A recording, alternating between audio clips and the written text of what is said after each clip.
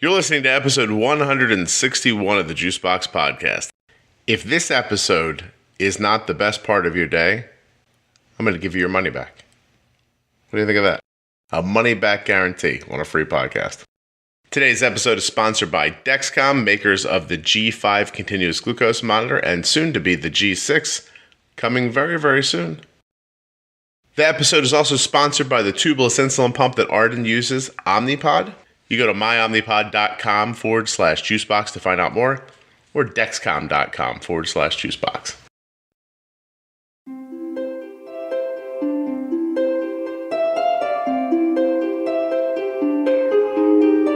Today's episode is really very different.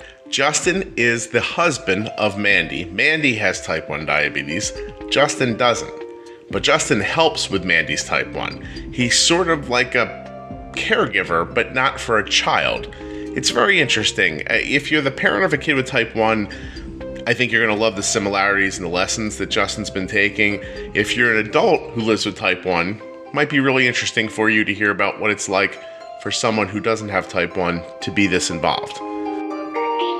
Listen, I like all the episodes, that's why I put them on, but this one's got a really sort of different perspective, and I think you're going to quite enjoy it.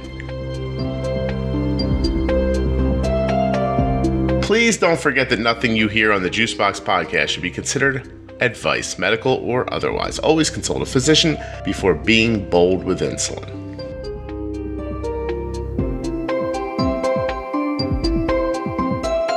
My name is Justin Robbins. I am married to a type 1 diabetic. We are both in our early 30s. She was diagnosed when she was 14 years old. April 2000, and this is kind of our story. So you reached out because I think you have a unique perspective, right? You're an adult who doesn't have type 1. Do you have any do you have type 2? Do you have any diabetes at all in your life? No, I have no diabetes and no history of it in my family either. Okay, so you marry a girl who already she has type 1 to begin with, right? So correct. Yes. When you started dating, how far into dating were you? Did she tell you on the first date? It was actually when we first met. We met at a kind of a dance place, and she had tubing hanging out. She was already on a pump at that point, right? And conversation started, and I just kind of, I don't know if it was rude or not, but I said, hey, what's this? Said, oh, that's my insulin tubing. And I said, oh, okay. And then we went out on our first date, and she told me all about being a diabetic and basically what I was getting myself into. And it never even occurred to me that was a negative thing. Right. She's always been very positive about it. So I imagine at first, I wonder if you thought, like, there's that tubing. I wonder if it's going to I wonder if she has a drink with her somewhere, and she's just like those hats at the football games with the beers in the tops, right, and the straws that come down. Well, to be completely honest, I didn't have a whole lot of medical knowledge. I thought it was a feeding tube. Oh, okay. So is that what you thought before you asked her, or is that what you thought even? Okay. And yeah, when I first saw it, that's what I thought. Interesting. Huh. I don't know what I would think. I wish, it doesn't matter, but I do wonder if I was completely just disconnected from this completely, and I saw that, like, what would be the first thing? Because you always hear people say, oh, someone came up to me and asked what that was, and some people are put off by that idea, and some people don't care, and I think we all need to sort of understand that there's no way that somebody outside of this world would have any idea what that is. Right. And I think it's always kind of in the context of how it's asked, too. She never minds filling people in on her Dexcom or her pump or anything like that. But sometimes when she doesn't mind if you come up and ask or anything like that. Now, sometimes people will grab it or touch it, and that's kind of fascinating. That's a little bit of a put off. Yeah, but, yeah. It's fascinating to think that anyone would come up and touch you in any specific way like that. Are we saying her name? I'm sorry. Yeah. Her name is Mandy. Mandy. Okay. All right. So Justin and Mandy meet, date, fall in love, get married. And now you've described yourself as Mandy's like kind of primary caregiver. Like, so I didn't ask you in any kind of notes because I don't like to know too much before we're talking, but I'm interested in that. Like, so you're pretty involved in her kind of moment-to-moment diabetes life? Absolutely. Actually, we just had our endo appointment yesterday. And I try to be as involved as I possibly can. Mandy is she is an RN. She's actually specialized in pediatrics, and so she works nights. Mm-hmm. And during the day, it's kind of my job while she's sleeping, monitor her glucose levels and make sure that she's where she needs to be. So that way she gets the right amount of sleep and isn't interrupted by it all the time. I help her change all of her sites. I, try to monitor what she's eating and remind her to pre-bolus, and we both listen to the Juicebox podcast.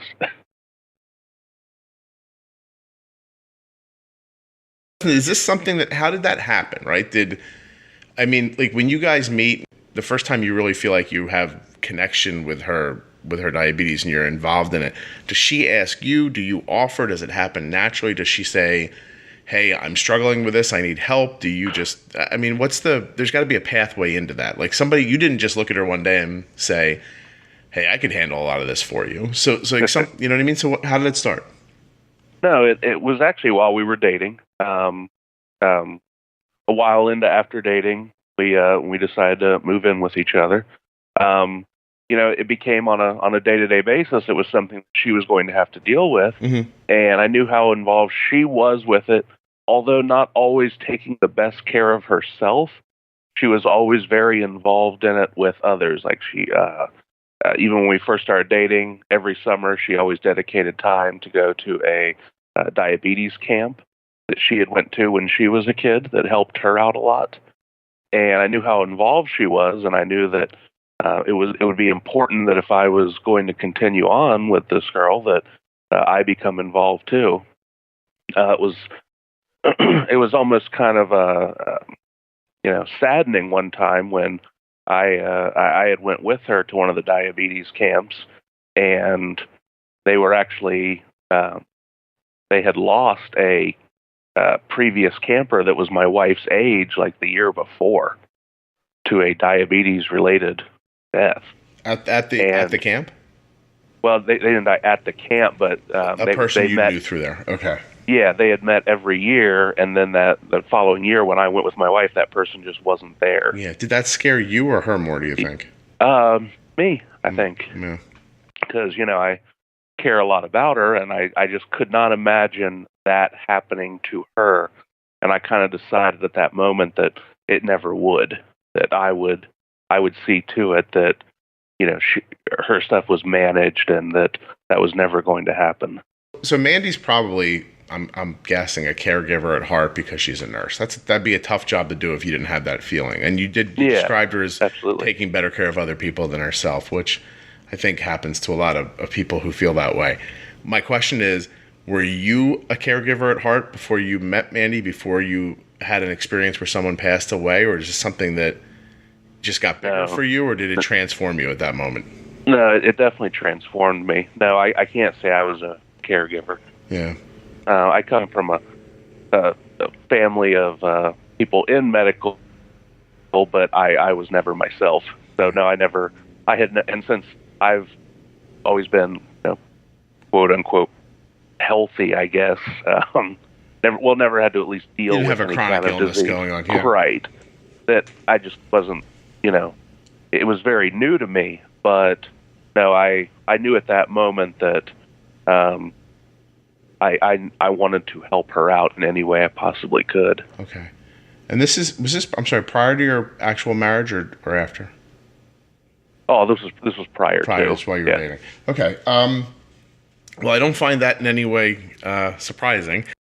It does really hit you like that, or it hits some people like that. Now, the part that I'm surprised by, or interested in, I guess, is that I know a lot of people who are adults who have type 1 diabetes who don't let other people, even very close loved ones, into their management at all.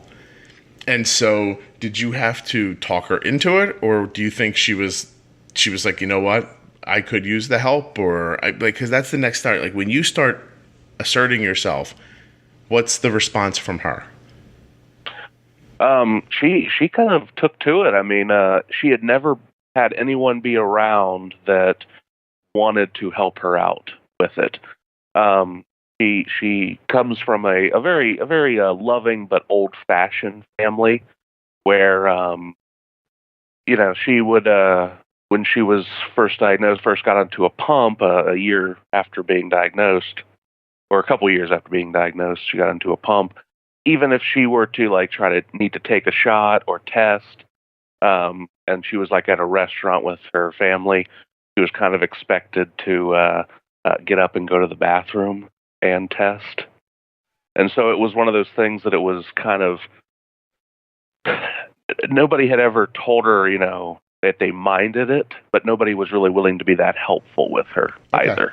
Okay, so, and she's also in that mid-teen area, right? She's like 14-ish, like right. In there, right? And there's that moment where probably, as a parent, you're like, well, at least she's gonna have to learn how to do it herself, and then there's that that underlying feeling. Sometimes you're like, I don't know what this is, so hopefully she can figure it out. But I hear your point, moreover, and I do think it's an important one. Like psychologically, being asked to leave to take care of it, just leave anywhere, to go somewhere else, especially the bathroom for some reason. It really strikes me as insulting. I don't 100% know why, but being asked to leave psychologically could say to you, no one wants to see this. Right. And no one comes with me, so no one wants to help with this. Exactly. And even if that's not the case, you could feel that way. I mean, but pretty easily, I think. Oh, okay. Do you think Mandy wanted to be a nurse before she was diagnosed? No. She will accredit being a nurse to when she was diagnosed at a children's hospital. That the nurse that actually took care of her and guided her through a very scary process. Sure. And everyone that came in and talked to her, other than that nurse, was just scaring her, saying, you'll have this your whole life. Eventually, this will kill you. If you're wondering how you're going out, it's going to be this. Right, yeah. Just all these awful things. And finally had a nurse that came in and had a little bit of sense to her and said, no, this is something you will deal with your whole life, but it can be managed. Through insulin, you can still live a perfectly normal life. It's just something you're just going to have to deal with, I can't imagine. I can't imagine being disconnected a little bit from my family as far as the management goes day to day, and having a nurse tell me on my diagnosis, in the days of my diagnosis, that this is going to kill you at some point. Right. Exactly. I would have been like, well, you don't know. I might get hit by a car. Right. That's hard to wrap your head around. And then, isn't it funny? Like, so that experience makes her think, well, I'd like to be a better influence on somebody when they have their moment, right? When oh, absolutely. Right, and then I don't know if you'll ever balance the scales, because what it seems like to me is that every person I meet with type 1 who's in the medical field who says that having diabetes moved them towards the medical field, it's always because somebody said something really stupid to them. And I always imagine like we add one, but then the next time you add one, it's because you found another one, and I don't know if you can ever tilt the scales the whole way. And having said that, there's 1,000, good nurses probably for every bad one. But it just is. I don't know. It's a very strange idea that someone would even say that. Yeah, absolutely. I don't know. It's like a lack of compassion that is hard to put into words, because even if, let's say this was true, right? Like, let's just go for a second and say she got, Mandy got diabetes, and what it meant was it was going to kill her one day. Mm-hmm. Is that good to tell her on like day 2? Like while she's trying to figure out the insulin and all this other things. It's an oddity that people want to scare you into doing something instead of giving you a chance to just understand it and do it yourself. Right. Exactly. That really sucks, actually. Okay, so now this is so okay, because I've never met somebody who's managed somebody's diabetes like because she's sleeping, right? So you're actually taking care of. So let's go through that for a second. I imagine if she's sleeping, you're taking care of it, and you did say she has a pump. Does she have a glucose monitor? Or are you testing her while she's sleeping? No, she has a glucose monitor. Okay. The one good thing about us is we've always been kind of with the, I guess, cutting edge. If it's she does her research all the time. She's all the time telling people things before they hit the market. Always, whether insurance would help us pay for it, I'm more than happy to sit on the phone with and just argue with them all day long, or get them whatever paperwork it is they say they require from day to day. But whether it be that or pay for it out of pocket, we've always been good about keeping her in the best pumps and the sensors. We've been through just about every type of pump there is, right. Literally, and we've been through both types of sensors, but Dexcom just works out best for us. That's the one that you landed on. How about the pump? What kind of pump does she like? She is on a T-Slim. T-Slim. Ooh, I like. Which people like the fancy screen. We love the T-Slim. The only problem is we cannot find any endocrinologists that have the software that can hook up to it. Oh. So interesting. Yeah, it's apparently their vendor support is not great. Is not what you want. Yeah. Well, okay. All right. So she's pumping and she's got a Dexcom, and so now here, let's walk us through a moment. She comes home from work. She's disheveled. Has had a long evening at the working. Comes home. Do you guys hang for a little bit, or does she go like right to passing out? Like, what's her like vibe like when she gets home from work? Well, actually, it'd be early morning when she got home. Right. I'm sorry. But usually when she comes home, it's been several hours since she's ate. So a lot of times either she'll have some sort of snack, which I always beg and plead her, please don't let it be cereal, because if it is, my job throughout the morning and even early afternoon is going to be hell. But really try to make her some kind of fairly low carb breakfast. We're not low carb people, but right before she's going to lay down, I don't want to load her up with pancakes and toast and syrup. Yeah, and it's funny because it's the morning, but really it's the evening for you. So right. What most people would think of is at 10 o'clock at night when I need a snack before I'm going to go to bed, or at 8 o'clock after dinner, something like that. If I start adding all this conglomeration of carbs, all it really does, even if you handle it really, really well, like Justin, even if you're just sort of like a ninja with your bolus there, then you still have the opportunity for like a crazy low later, or a high that creeps up on you, or something like that, or just missing. And now she's sleeping, and wow, this is interesting. So you give her something to eat. You allow her to eat something that won't mess up your night or your day.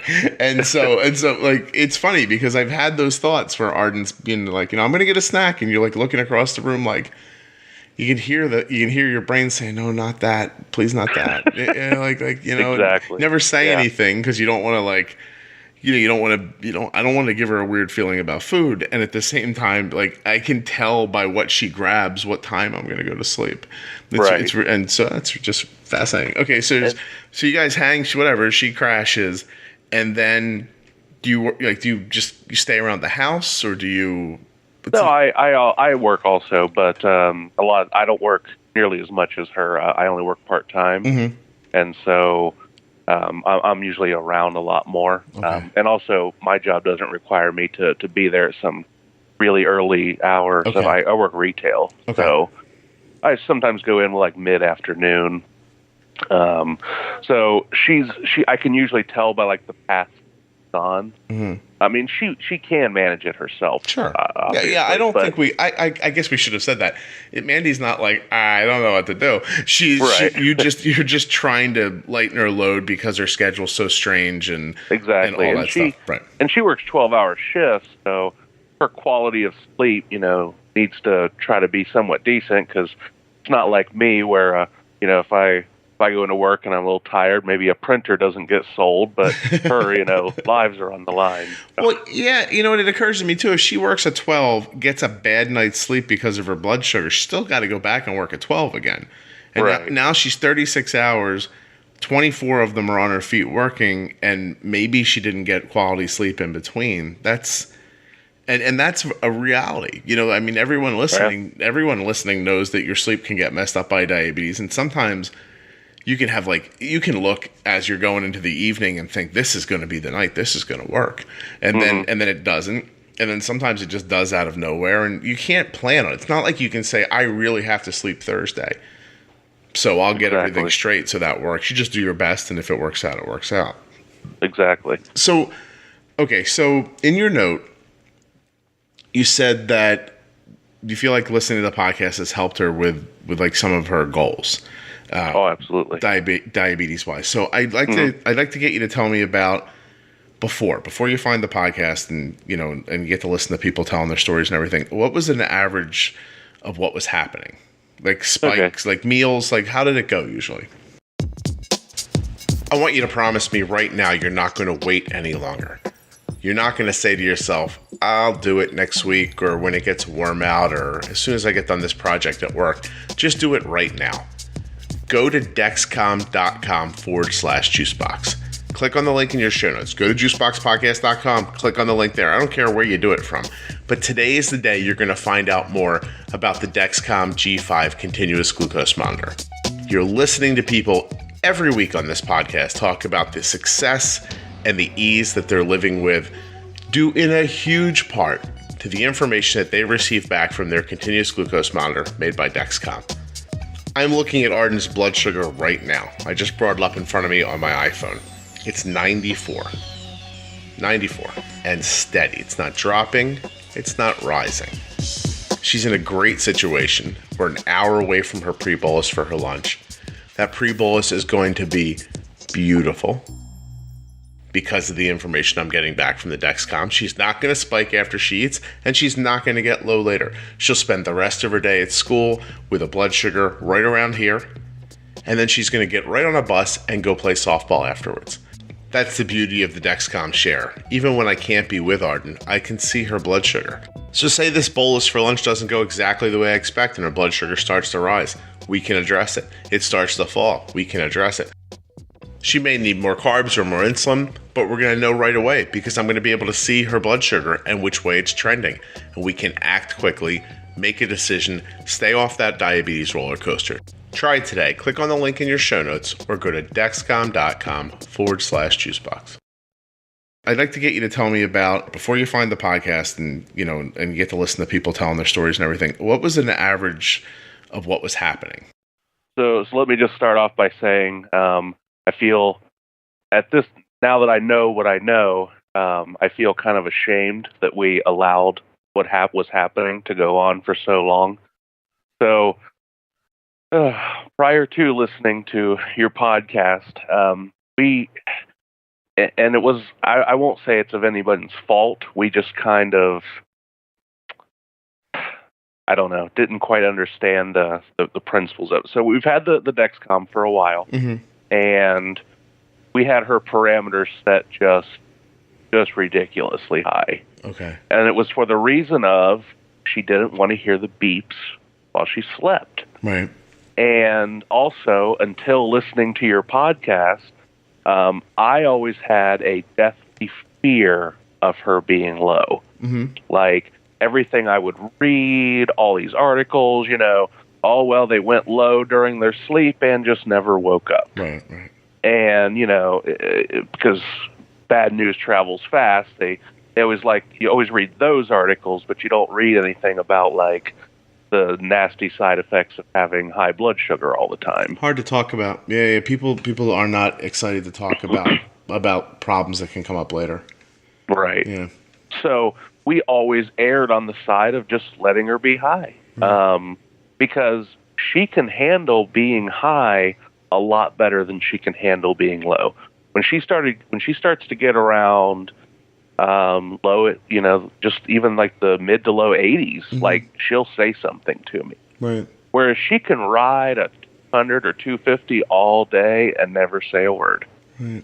And that's awful. But we had her parameters set at where it wouldn't even alarm at a high until 240. Okay.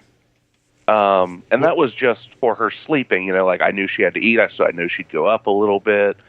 And, and it even got to the point where, like, before I would leave for work, if she was like, I kind of had like a rule of thumb in my head that if she was 180 or a little below, I'd just leave her. Like, I wouldn't give her any insulin, because I know that with her basal, she would drop a little bit, and I would be afraid to put her towards closer to 120, because I didn't want her to dip low because she would immediately die.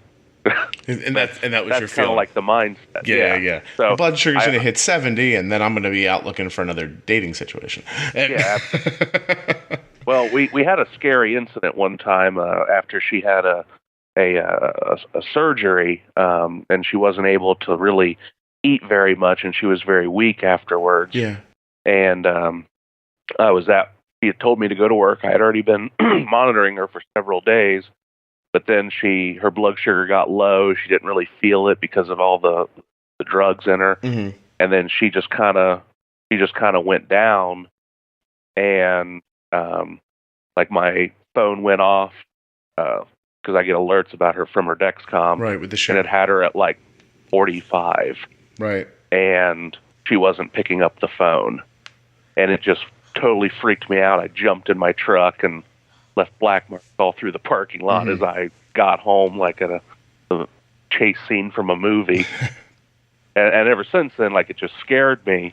So I never would be bold with insulin. Yeah. I would always let her be high, and so her A1Cs were reflecting that. It's funny too, because the fear is so real, because what you're describing is a unique situation that doesn't exist in most of your days. She had a surgery. She was medicated, like all the stuff. But you see this 145 blood sugar that then causes you to, for the rest of the year, accept like 180 or 250 or something like that, because I don't want to be 45 again. It's interesting. Well, I just want to stop you for a split second and go back and say, I heard in your voice, when you said ashamed, you said, I feel ashamed. I know that you shouldn't be, right? Like, like you don't have if you didn't have the tools, how would you know? You know, and then you lay the fear on top of it. Then you lay the reality that someone who's passed away on top of it. And, and it's someone you love, and it's hard to make that decision. Like, I don't want to trade, today for tomorrow, but I guess I'm going to, and that's not an easy decision to make. And at the same time, it's the decision that a lot of people end up making, and the thing that broke my heart and caused me to want to do this, because when you said she was at 180 and I wouldn't correct, like, in my mind I think, wow, there's 100 points to take off there. And even when I see my daughter at, like, that's why our high threshold's at 130. And as soon as Arden gets some more body mass, I'm going to move it to 120.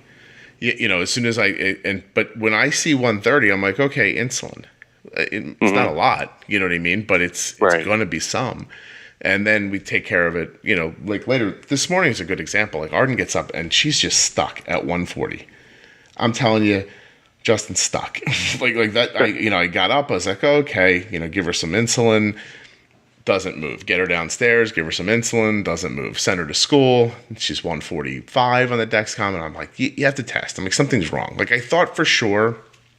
I was pretty sure she was going to test and be way higher than that. Like the CGM was off or something. Because usually when you get that really steady number that you can't affect, it's wrong, right? But instead, she tested and she was 141. I'm like, oh, this is really just a blood sugar that's stuck. So we cranked up her basal rate for a half an hour, and now she's 102. But it's going to be it's 50 minutes until I have to pre-bolus for her lunch, and another 20 minutes after that before she's eating. So I just texted her while you and I were talking like 10 minutes ago, and we decreased her basal rate by 40% for an hour. Because now I'm hoping to catch it right where it's at right now at 102 and just let it sit there. I don't want it to get much lower so that I can pre-bolus the way I want to. Right. But No one says that stuff to you when you're diagnosed. My God, Mandy's being told, "Hey, you're going to die." So but no one's telling you that. No one explains how the insulin works. No one understands. I was watching someone online last night speak about, this poor kid's graph is just all over the place.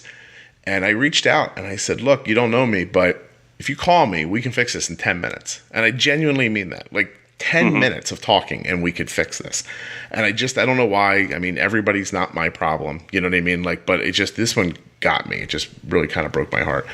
And it's crazy to think that this person's having this stress and this anxiety and this shame that you're talking about and all these other terrible things because someone didn't sit with them for 10 minutes and explain, hey, this is a tug of war between the insulin and the carbs, and you're just trying to keep either side from winning. And here's how that works, and here's how you do that.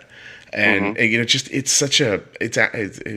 get angry about it that's not the advice you get coming out the door that everybody gets, But so I mean, talk about that a little bit. So what are you doing? Like she's eating and you're probably not using enough insulin at first, then she's spiking, but it's high and it's not so high that you're like, oh, okay. So you sort of leave it. Was that sort of the days? Yeah, I mean, basically if she was under 200, I'd leave alone because I kind of went by, not by what she should be at, but how she felt. And I knew that if she was under 200, that she would feel fine. And so I just kind of, accepted that. And everything would be relatively fine, except when we would have our endo appointment. And I would go with her, and, we'd get the, shame. And by the way, we recently got a new endo because our previous one, every time we would go in, they would just constantly mess with things. Like we had an endocrinologist who you would see the endo themselves about once a year, and then the rest of the time you would see a nurse practitioner. Right. And they didn't agree with each other, and they didn't communicate with each other either. So when we would see one, they would put all these weird settings in her pump, and then when she would see the other, they would say, "Oh no, that's all wrong," and change it all back. Yeah. Try this, try that, try this. Nobody knows why or what they're doing, or it's all just well-intended bad advice. Right. Yeah. One of the truest things I ever that really grabbed me from your podcast was by living with diabetes, you know more about diabetes than anyone you will meet trying to help you with it. Yeah. Well, it doesn't have it. And then there's that frustration. So you go in, you know what's going wrong. You don't have the tools to fix it. The person who probably has the tools to fix it doesn't know what's going wrong. And so they do the wrong thing, and you sit there frustrated, but there's this impediment to stopping it. Like that process goes on, and everyone's guilty of it at some point, right? Like somebody says something to you and you think that's not right, but you know what? They're in a position of power, and I got to go home and do the laundry. So they said it's okay, then it's okay. It doesn't make it okay. You know what I mean? People tell you things all day long that they might be wrong about. And sometimes you're not in the position to know the difference, and sometimes you are. But in this very specific situation, you're in the position to know, but a lot of people don't feel in the position to act. And that's something I used to talk about a lot more, that idea that you're raised not to question doctors and police officers and teachers. There's certain people in positions of power that you just assume know more about these things than you do. Or have this power over you that you can't break free of. But that's not true, except for the police thing. Police says raise your hands. Justin, I always want you to put your hands up. Okay? But other than that, and that's the tough part. You hear people talking about it on here all the time. I knew it was wrong. I couldn't speak up.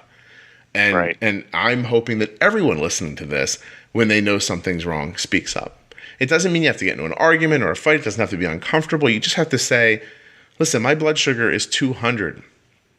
And I hear you telling me that's okay, but it's not okay, because here you are sitting across from me. You don't have diabetes. Your blood sugar is probably 80, or 90 or something like that right now as you're sitting here. So you're going to really tell me that mine being double plus what the normal average is, that's okay for me? And in the end, and I know I say it a lot, but that's don't die today advice. That's not live healthy advice. Right. You want to live as long and as well as you can, not just today. It breaks my heart. So in the last ad, when I spoke about Dexcom, I told you Arden's blood sugar was 94 and steady. Now it's about 10 minutes later. I'm still editing the podcast, and her blood sugar is 90. Still very steady. But it occurred to me, you don't know how I got to that. Well, I woke up this morning, and Arden's blood sugar was 130 around 6 a.m. So I gave her a small bolus, and I adjusted her basal. I did, I think, a 20% temp basal increase and a small bolus, which got her blood sugar down to about 110 as she was leaving for school. A few moments after Arden arrived at school, her blood sugar started to drift up. We did another temp basal increase and another small bump of insulin. That was handled through a text message where Arden then on her end just pushed a couple of buttons on her Omnipod PDM, and it was taken care of. Now we're talking about 2 increases of basal insulin and 2 small boluses. Now if you were on injections, first of all, you're not in control of your basal insulin, and secondly, you probably wouldn't give 2 small injections in the course of an hour and a half to make this small bump. You might have looked at that 130 blood sugar and you might have said, it'll be okay. Then maybe you get to school and that blood sugar goes from 130 to 140 and you still say, not worth injecting. But right now, Arden's blood sugar is 90. That's 50 points better than 140, just with a little bumping and nudging of insulin. And this is all done with a tubeless insulin pump. So it's as discreet as Arden wants it to be. If she doesn't want anybody to know she's wearing an insulin pump, she doesn't have to let them know. There's no tubing, there's no cable, she's not attached to something, she's not wearing something around her waist. It is magical. Now I want you to consider getting a free, no obligation demo of the Omnipod. They'll actually send you out a pod that you can take a look at and actually wear. All you have to do is click on the link in your show notes or go to myomnipod.com/juicebox. And that's the tough part. You hear people talking about it on here all the time. I knew it was wrong. I couldn't speak up. With the appointments, we would go in and they would tell us this magical number, this A1C number. Yeah. And they would say, well, that's not good. And I'd say, oh, okay. Well, how can we make it better? Well, you need to manage better. Great. Non-advice advice. Right. So how do I manage better? And also, what does this number consist of? Right. Well, it's the scale. Yeah, I got that part. So how do I help decrease it? Because you say this higher number, which, by the way, it was 8.2. Mm-hmm. And that's one of those A1Cs, by the way, and please no one get offended, but that's one of those A1Cs that you hear that we've been talked into believing that one's fine.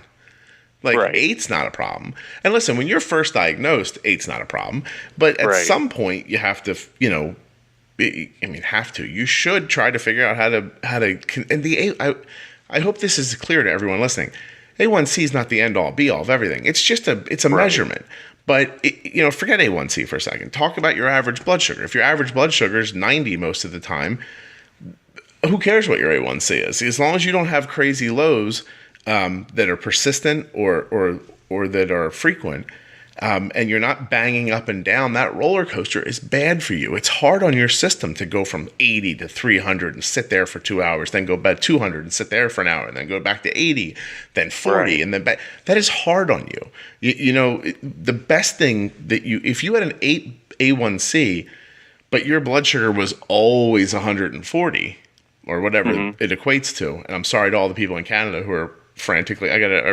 Somebody sent me an email last night. I love the podcast. I'm from Canada, but I'm always I listen with a calculator because I never know what the numbers mean. It's hilarious. I'm sorry, but if you're nice and steady and you have an 8, believe it or not, that's much healthier for you than banging up and down and having an 8. Right, which is exactly what our new endo was telling us, that making sure that you're steady all the time. He said, I'm not going to put as much emphasis on this number because, you could sit low all the time and achieve a low number, and that's not at all what I want. I I'm also afraid that a lot of endos think that if you have a really great A1C, it's because you're low. And it's not because you figured out how to keep your blood sugar at 90.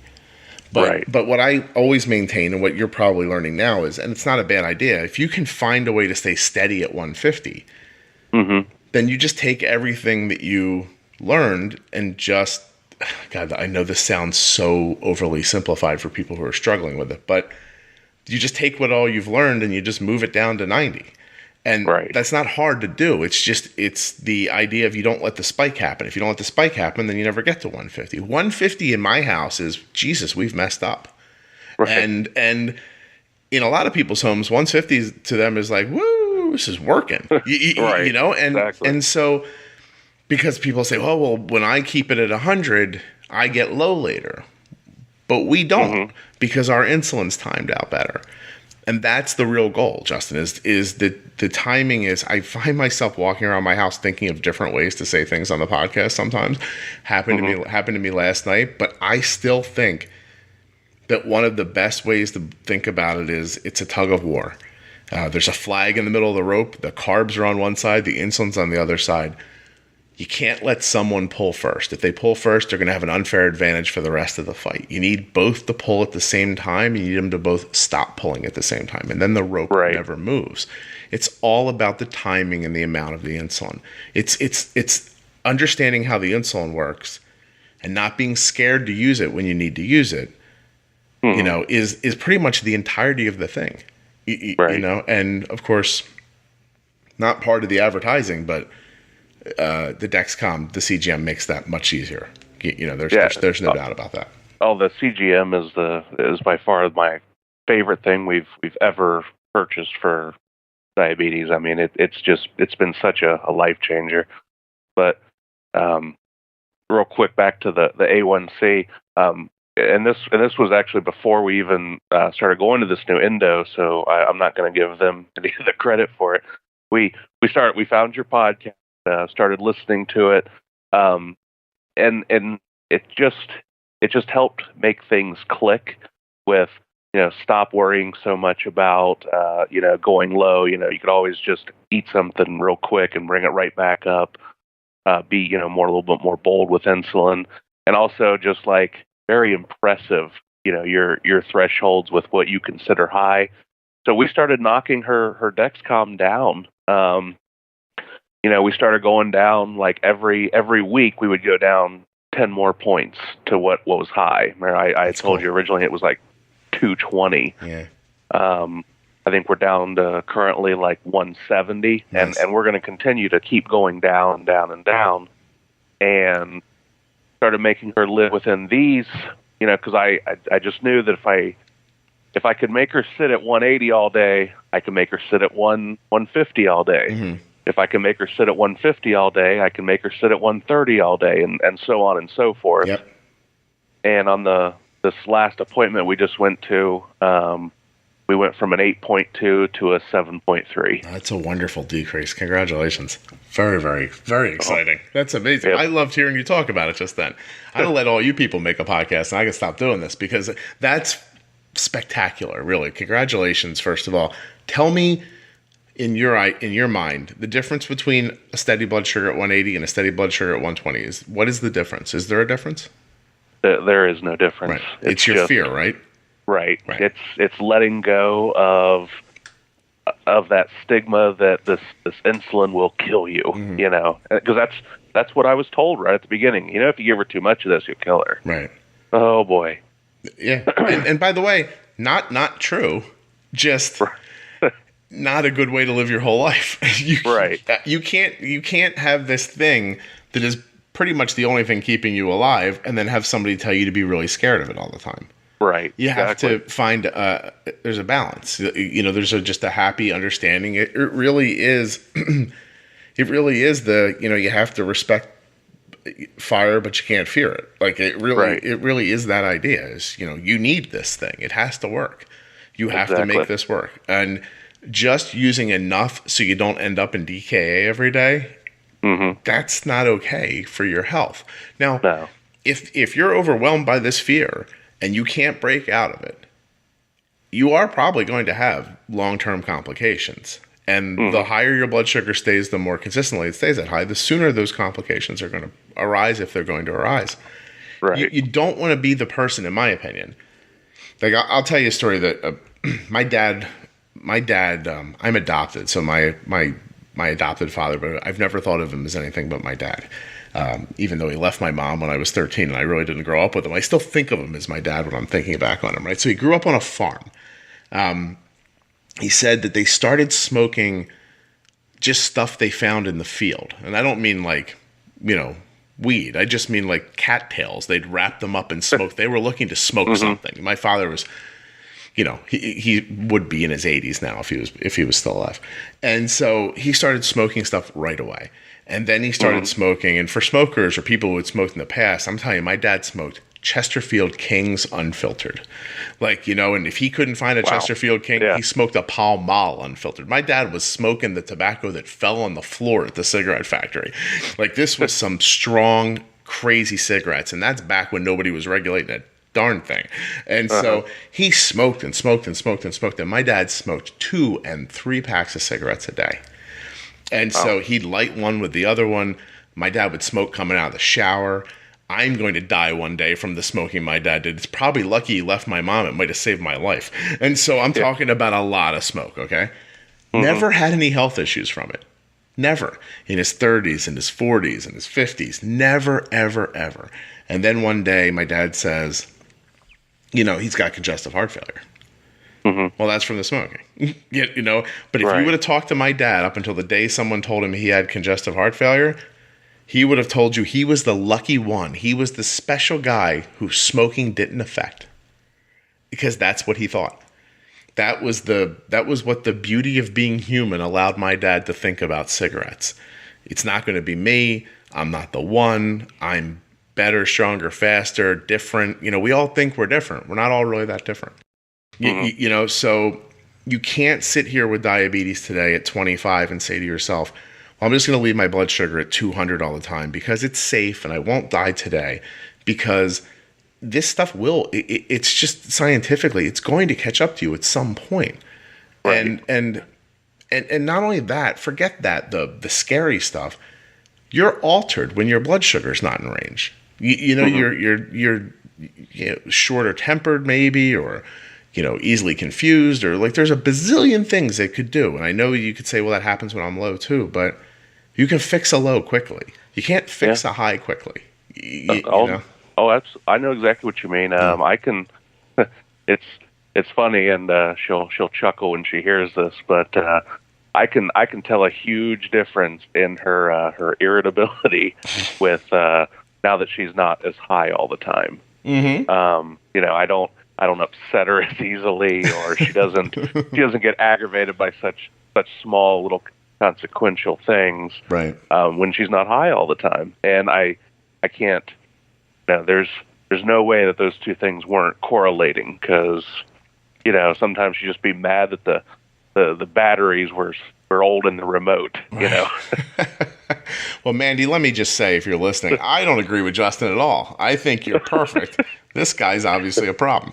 And so, no, I do know exactly what you mean. It's and it's not your fault. If your blood sugar is 200 and you're snippy, it's not your fault. This is not the, it's just like if you think back to old cars, and if you make your carburetor too rich, the motor's not supposed to run with that much gas coming through. And so it chugs and it chops and it coughs because it's not balanced right. And just because your body gets accustomed to it and you don't feel that you're high anymore, it doesn't mean that the bad parts of being high aren't still happening internally. And I don't know that enough people even understand that. Right. And then when you stop and really look at what I was able to figure out, and what now you've been able to figure out, and other people too. I got some great notes this morning from people that are really fantastic. But if you can keep your blood sugar steady anywhere, you can keep it steady anywhere. And then you get into that very childish thing that I really genuinely believe with diabetes, is that you sort of get what you expect. Right. If you expect 100, I think you can get 100. Once you understand the balancing and the timing of the insulin, you can get 100 without being low later. once you've once you've realized you might get low once this week, and you just say to yourself, "I'll take care of it." Right. Everything gets better. Exactly. So it's kind of funny you bring up the whole car carburetor thing, because that's actually what I do as a hobby, is I rebuild old cars. Oh, okay. And so that we were talking earlier about what got you interested in her diabetes. She used to have an old Animus pump that you had to unscrew the top and pull out the cartridge and reload the cartridge. And after I watched her do it, I thought I could do this better. Yeah. And it got to the point where I could actually change her sight on her, reload the Animus, and I mean, like, it was like from a movie with a gun scene, where like he can disassemble it and reassemble it blindfolded. Right. And it was my involvement with that pump that I think really kind of showed her that, wow, this guy's really, he's really into this. So, and since he can't seem to keep batteries in the remote correctly, we're gonna have to let him do something. So, right, exactly. So so you're pretty much into this right now. This process of moving her A1C down and getting bolder and things like that. Absolutely. Yeah. Do you see? Is it possible that once the up and down stops, this is going to be interesting for you, Justin, that once you stop chasing blood sugars and she's stable more frequently, it's going to require less of your intervention. Right. Will you lose a little bit of who you are, do you think? Or do you think are there things in your mind that you think Justin would like to get back to some of this stuff that he doesn't do anymore because of this? Because I feel like I can't wait to not be as involved. You know what I mean? But I'm wondering how you feel. I mean, yeah. I've always kind of I've always been independent and did my own thing regardless. But she's always been my number one priority. Yeah. And even when I go to work, if I see like her blood sugar kind of creeping up, I always wish there was a way I could like bolus her from my phone without her even knowing. Remotely. I have those thoughts, Justin. Yeah. But like I hate to call her and wake her up, but if I see her blood sugar creeping up, I will call her and wake her up. So yeah, it would be nice to not be as as much of a godsend as the Dexcom is. It would be nice to not try to look down at my phone every 15 seconds. I probably look like a teenage girl at work, where I'm just like checking my phone, like mid-conversation, I will like look at my phone. People are like, really? Like, I'm not checking for text messages, Well, this is important. I believe that'll go away for you as things get better. Because I say it on here all the time, I 100% don't believe that people believe me. I never look at my phone. I am if I'm not being told that Arden's blood sugar is outside of a 70 and 130 range, I don't look. When she's at school, I'll look maybe about 45 minutes before she's supposed to eat to see if I have to do any like little bump around with food or insulin to get ready for the pre-bolus. But other than that, I never, ever, ever look at the CGM. So, and I think that will come eventually, because you'll just trust it. You'll just trust that if it's in this range, it's not the CGM. Like, take the data aside, right? After you go through these processes enough times, you will get what you expect, and you will expect the right thing. It won't be guessing anymore. It'll be, I know where your blood sugar is. I think I was recording one of these the other day, and I said to a person, so as we got on, I'm like, I just did this and this and this, and by the time you and I get off, her blood sugar is going to be, and I picked a number. And I never looked at the CGM again. And when we got off the podcast, the person said, oh, what's Arden's blood sugar? And I was off by 2 points. 2. And I was moving a higher blood sugar down, and I still knew where it was going to go. And that's not, I want to be completely clear to everybody listening, that's not me. I'm not special. I don't know something you don't know. I've just been through it enough times that I know if we take A, B, and C and put them together, it's going to equal 102 blood sugar. So you'll get to that point where you'll just trust so completely that what's going to happen is going to happen that it won't even occur to you to check on it anymore. And then if it doesn't happen for some reason, something will beep and vibrate, and the next thing you know, you'll take care of it well before it's an issue. So, right. So, I mean, the technology is, I really want to say this, Justin, and please, everyone, listen for a second. I do take ads on the podcast for technology that I am 100 million % sure works, and that I'm 100 million % sure is the key to how to make this stuff happen. I would be saying this if they didn't advertise on the podcast. But technology is been the way that I figured out how to do this. And you'll hear from people who say, I inject and I have a 6 A1C, and I'll be like, that's great. And that is really wonderful, but you do not have the empirical data from the last 30 days to see how you got to that 6. Right. You'll never really know if your blood sugar was 60 overnight every night this week. You know, and this technology allows this to be easier, and it allows it to be more precise, and to me, it allows it to be a much smaller part of your actual consciousness. So I think you get to that. Well, and also, I mean, before we were on a CGM, her A1Cs were lower because they weren't getting as much data. You know, the only data they were getting was from what they could download from her pump, right, and what, you know, when she would test.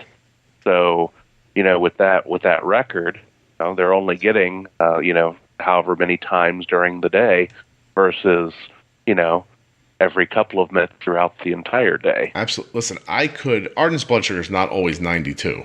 Do you know what I mean? But I could test her blood sugar every day at certain times and make her blood sugar readings look like her blood sugar is always at one spot. I would know when to test to keep that number down. And sometimes it's because of where people tell you to test. The doctor's like, you know, test 3 hours after your meal, which is, to me, insane. But if you're a person who 3 hours after your meal has a good blood sugar and you always test it like that, but your blood sugar went up to 300 for a while, right? Well, that's not quality. And some people might say, well, but it ended up at 90. But I'm telling you, there's a way to stay at 90 without ever going to 300. You just have to reallocate when and where and how much the insulin is. Exactly. And so, but it's not a hard concept once you see it, but it is hard to get over that idea of like, well, if I did this and she went to 300, but she came back to 90, then what else would I do? Because if I used more insulin to stop the 300, then I'd go past 90, except it's not about more insulin. It actually could be less insulin.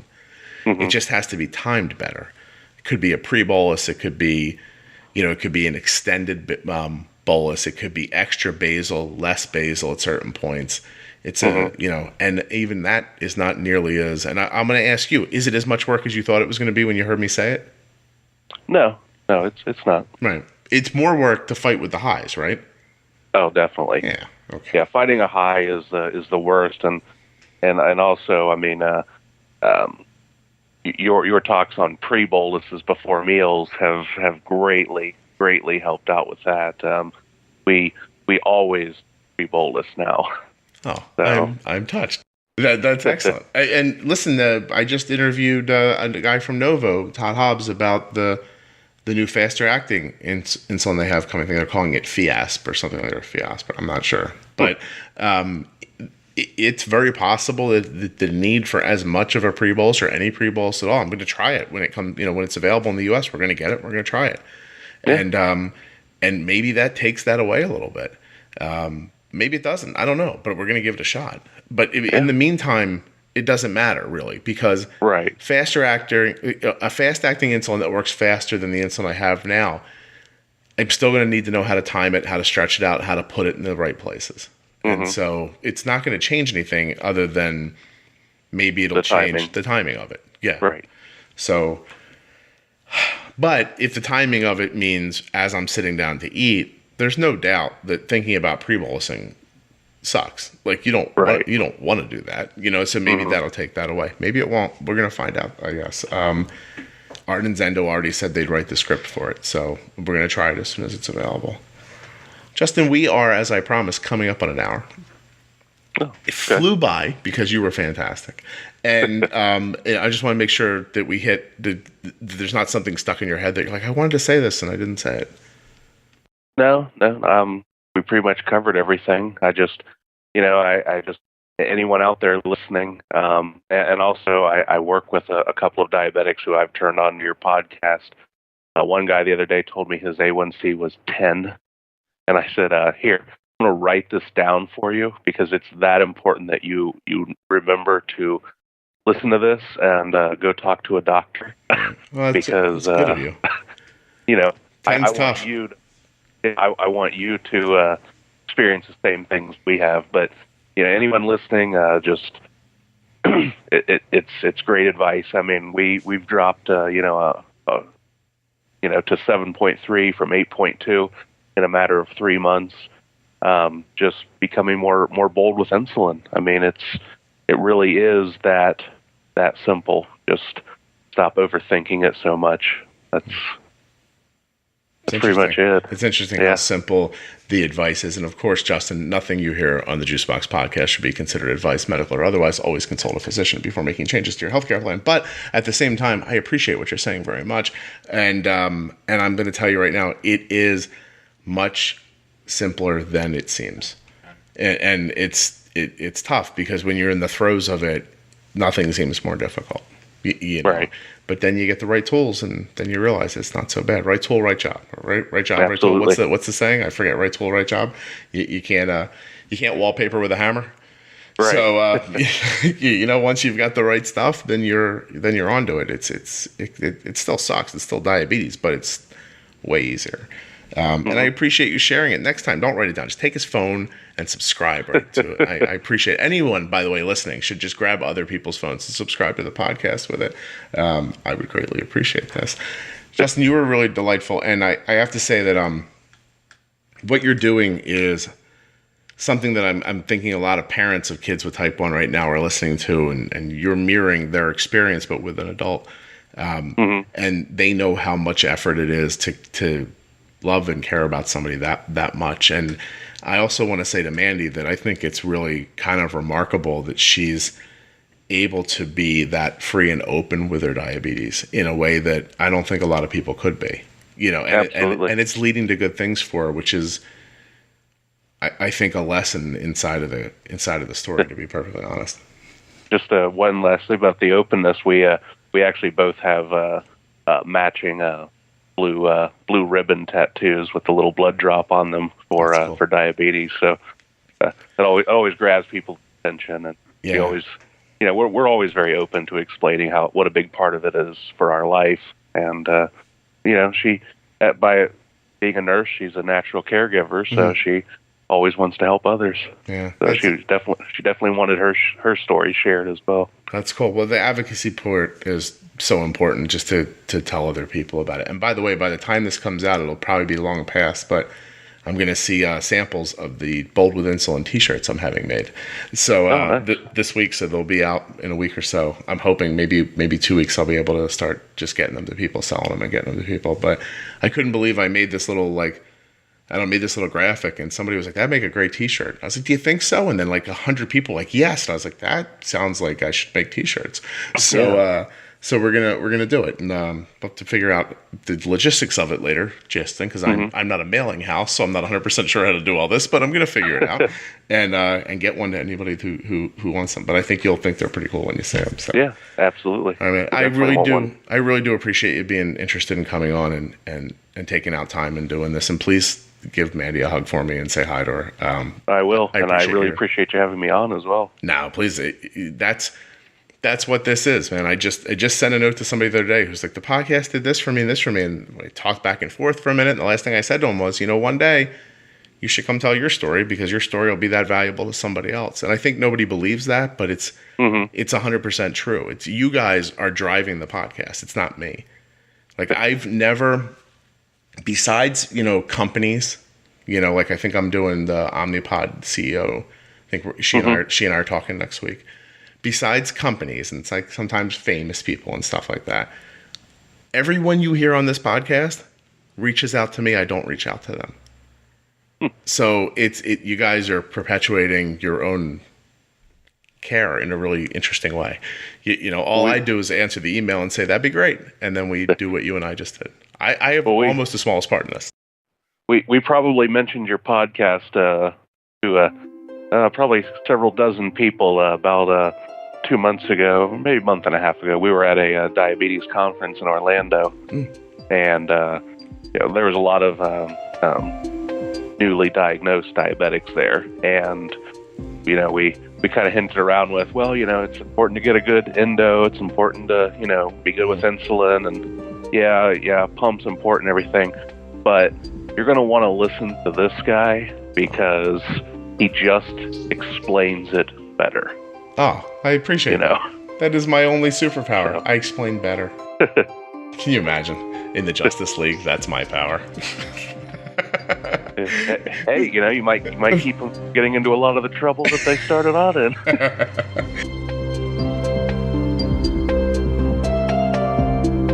Thanks so much, Justin, for coming on and sharing your perspective. And thank you, Mandy, for allowing Justin to talk about your diabetes on the podcast.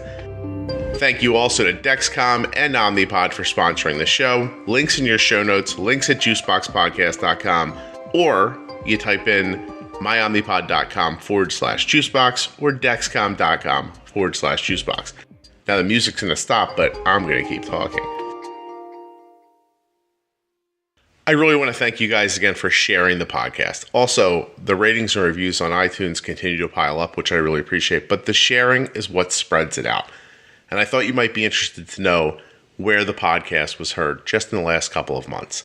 So I'm going to list off some countries: US and Canada, United Kingdom, Australia, Spain, Ireland, Sweden, Germany, Switzerland, Portugal, Norway, France, the Netherlands, China, Japan, United Arab Emirates, Denmark, Iran, South Africa, Austria, New Zealand, India, Singapore, Mexico, Lebanon, the Ukraine, Saudi Arabia, Italy, Greece, Argentina, Kuwait, Israel, Indonesia, Belgium, Egypt, Russia, Peru, Aruba, Romania, Bangladesh, the Philippines, Pakistan, Turkey, Puerto Rico, Korea, Costa Rica, Poland, Guatemala, Croatia, the Cayman Islands, Bulgaria, Europe, the Czech Republic, Kenya, Qatar, the Dominican Republic, Serbia, Vietnam, Belarus, Panama, Zimbabwe, Iceland, Slovenia, Georgia, Slovakia, Armenia, Gibraltar, Finland, and Oman. So the next time you feel like you're alone, just remember that there are people all over this planet listening to this podcast just like you, living with type 1 diabetes.